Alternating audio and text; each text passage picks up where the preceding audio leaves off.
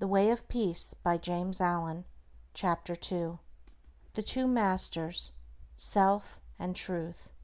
Upon the battlefield of the human soul, two masters are ever contending for the crown of supremacy, for the kingship and dominion of the heart: the master of self, called also the prince of this world, and the master of truth, called also the Father God. The master self is that rebellious one whose weapons are passion, pride, avarice, vanity, self-will, implements of darkness. The master truth is that meek and lowly one, whose weapons are gentleness, patience, purity, sacrifice, humility, love, instruments of light. In every soul the battle is waged, and as a soldier cannot engage at once in two opposing armies, so every heart is enlisted either in the ranks of self or of truth. There is no half and half course. There is self and there is truth. Where self is, truth is not. Where truth is, self is not. Thus spake Buddha, the teacher of truth, and Jesus, the manifested Christ, declared that no man can serve two masters, for either he will hate the one and love the other, or else he will hold to the one and despise the other. Ye cannot serve God and Mammon.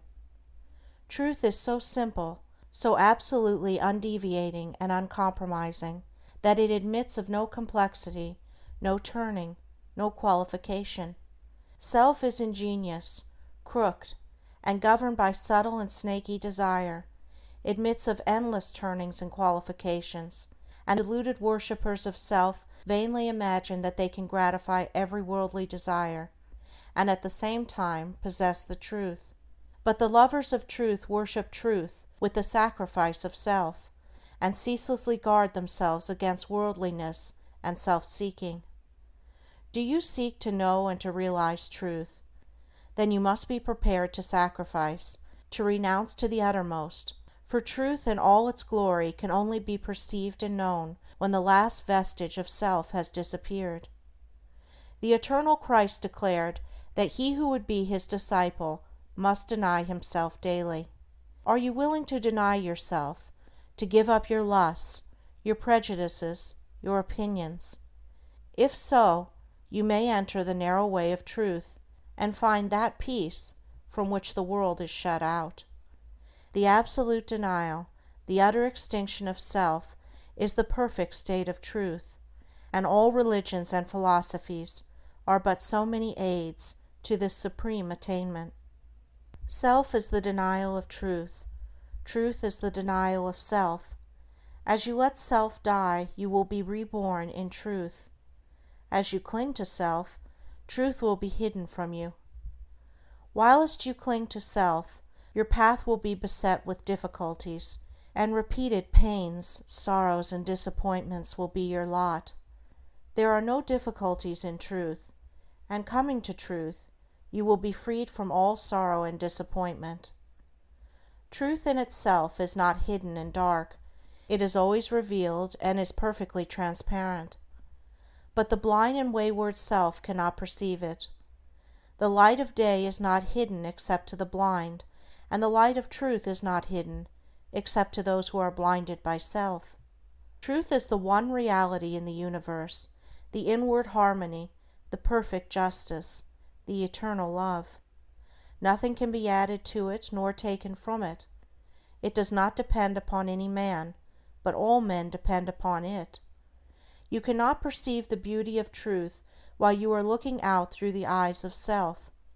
If you are vain, you will color everything with your own vanities.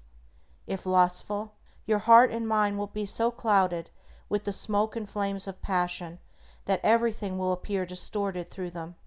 If proud and opinionative, you will see nothing in the whole universe except the magnitude and importance of your own opinions. There is one quality which preeminently distinguishes the man of truth from the man of self, and that is humility. To be not only free from vanity, stubbornness, and egotism, but to regard one's own opinions as of no value, this indeed is true humility. He who is immersed in self regards his own opinions as truth, and the opinions of other men as error. But that humble truth-lover, who has learned to distinguish between opinion and truth, regards all men with the eye of charity, and does not seek to defend his opinions against theirs, but sacrifices those opinions that he may love the more, that he may manifest the spirit of truth. For truth in its very nature is ineffable, and can only be lived. He who has most of charity has most of truth.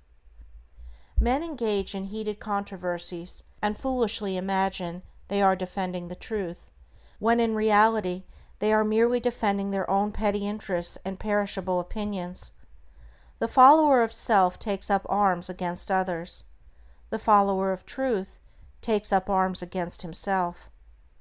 Truth, being unchangeable and eternal, is independent of your opinion and of mine. We may enter into it, or we may stay outside, but both our defense and our attack are superfluous, and are hurled back upon themselves.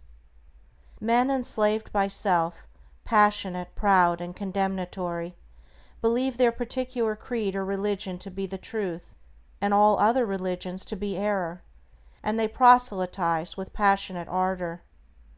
There is but one religion, the religion of truth. There is but one error, the error of self. Truth is not a formal belief, it is unselfish, holy, and aspiring heart, and he who has truth is at peace with all, and cherishes all with thoughts of love. You may easily know whether you are a child of truth or a worshipper of self, if you will silently examine your mind, heart, and conduct. Do you harbor thoughts of suspicion, enmity, envy, lust, pride, or do you strenuously fight against these? If the former, you are chained to self, no matter what religion you may profess. If the latter, you are a candidate for truth, even though outwardly you may profess no religion. Are you passionate, self-willed, ever seeking to gain your own ends, self-indulgent and self-centered? Or are you gentle, mild, unselfish, quit of every form of self-indulgence, and are ever ready to give up your own? If the former, self is your master. If the latter, truth is the object of your affection. Do you strive for riches? Do you fight with passion for your party? Do you lust for power and leadership? Are you given to ostentation and self-praise? Or have you given up the love of riches? Have you relinquished all strife? Are you content to take the lowest place and to be passed by unnoticed? And have you ceased to talk about yourself and to regard yourself with self-complacent pride? If the former, even though you may imagine you worship God, the God of your heart is self. If the latter, even though you may withhold your lips from worship, you are dwelling with the Most High.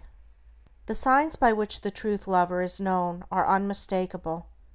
Hear the holy Krishna declare them in Sir Edwin Arnold's beautiful rendering of the Bhagavad Gita.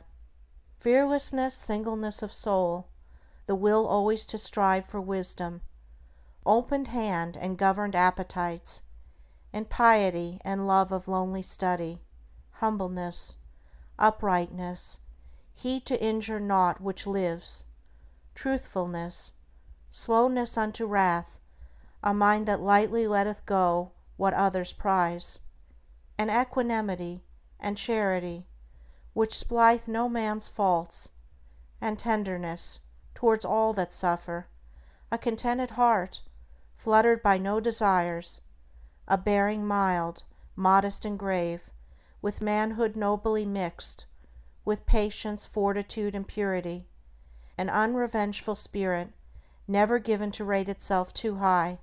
Such be the signs, O Indian Prince, of him whose feet are set on that fair path which leads to heavenly birth.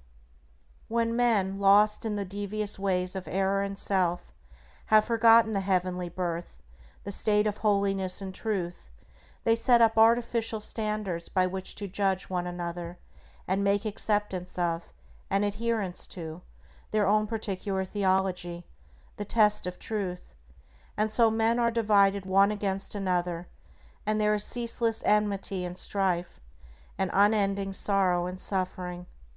Reader, do you seek to realize the birth into truth? There is only one way. Let self die.